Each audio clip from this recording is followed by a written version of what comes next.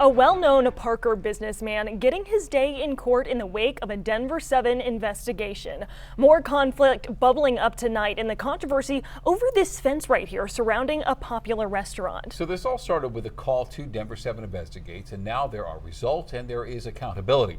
Our investigative team broke the story this year earlier, yeah. And at first, the property owner elected to take the fence down following our reports, but now an unexpected twist. Chief investigative reporter Tony Covalesi takes us to the Parker courthouse amid some tensions with the businessman at the heart of all this. Yeah, Shannon, Natalie, candidly, this one didn't go as we expected. In fact, after pressure from people in the town and members of the community, that fence came down. But when we went to court to follow the legal process, we discovered a whole lot of anger went up when that fence went down. As you stand there right now, was it a mistake to put that fence up? No. That's Mitch Trevey outside the courtroom. There's no ending to this evil. So the fight continues? I didn't say the fight continues. There's no ending to this evil. He's an icon in Parker's business community, ordered to court after Denver7 Investigates started asking questions. What are you saying? There's no ending to this evil? Did you have trouble understanding that? Yeah, I'm not. It sounds almost like a threat. There's no threat. Wow, you're really good at this. I hope you put that on camera. I'm just asking questions. Our questions centered on his role with that temporary fence, the big black tarp, and their impact on the West Main Tap Room and Grill. So I have to show up in court and, make a plea because this is where I've ended up, thanks to, publicity. This fence is at the heart of a business battle. Here's the publicity he's talking about, a Denver7 investigation that aired back in February. It's been very inconvenient for my customers. It definitely looks like I'm closed. Are you concerned this could put you out of business? I definitely am. As you can see, people are trying to get through. What's your message to Mr. Trevey right now? Take the fence down.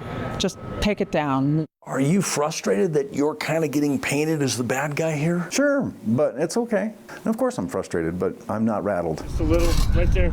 The fence ultimately symbolized an unresolved land battle between the property owner of this empty lot and the original owner of the Parker Hotel, a financial feud over $1.5 million, money to build this concrete promenade, dollars the two originally agreed to split. That's until the original hotel owner went bankrupt. The fence put in place was to pressure the new hotel owner to pay the unpaid bill of the original owner. I feel like I am collateral damage in this whole thing. Pam Breer owns the restaurant located on the hotel's property. The black tarped fence gave the appearance she was out of business. Following questions from Denver7, the town of Parker sent this summons to Trevey, saying the fence he put in place was illegally erected and violates the town's site plan. What are you hoping to accomplish inside? Peace. Inside the courtroom, a judge informed Trevey of the facts inside that summons, including a nearly $20,000 fine for keeping the fence in place for 40 days. Okay, let's go ahead and go on the record on CG 25-9, Town of Parker versus Dan Mitchell Trevey. The hearing did not last long. In exchange for dropping the nearly $20,000 fine, the Parker businessman made this statement. Do you plead guilty or not guilty? Who would be guilty? Are you court will accept your guilty pleas? And outside the courtroom... So it sounds like we have a resolution.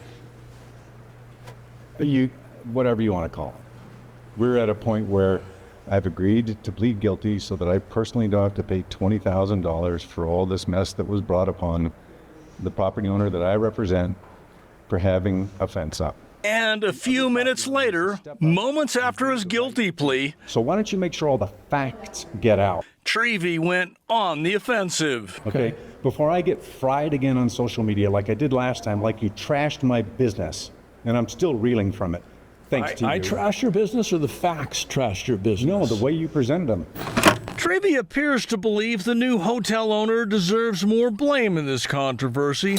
Blame for not paying half of the promenade bill, despite indisputable facts showing he has no contractual or legal obligation to pay for improvements that preceded his purchase. If the truth had made it out, nobody would have attacked me. But you pled guilty in there. You're damn right I did. Doesn't that mean you did something wrong? No, absolutely not. I didn't do anything wrong.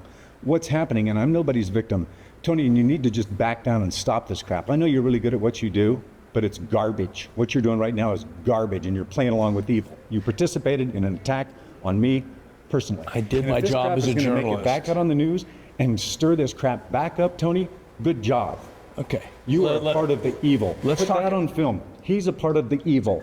I'm just trying to report You're just information. trying to make a bunch of garbage to get back out on the media to further trash me. I have a and job my to business. do, and I have a and job to if do it too. trashes you. I'm trying to stay in business, and you're trying to run me out of business. Put that on film. And we did. You can probably pick up that Mitch Trevey is clearly not a fan of our reporting and the impact it has had on his company. The Parker businessman kept his promise, though, removed all the fencing on the property. So the fence is gone, but that conflict continues between the two property owners with no compromise in sight. Tension in the battle over paying for the $1.5 million promenade. We're told since the fence went down, business is back and booming at the West Main Tap Room and Grill. I'm Chief Investigative Reporter Tony Kowaleski.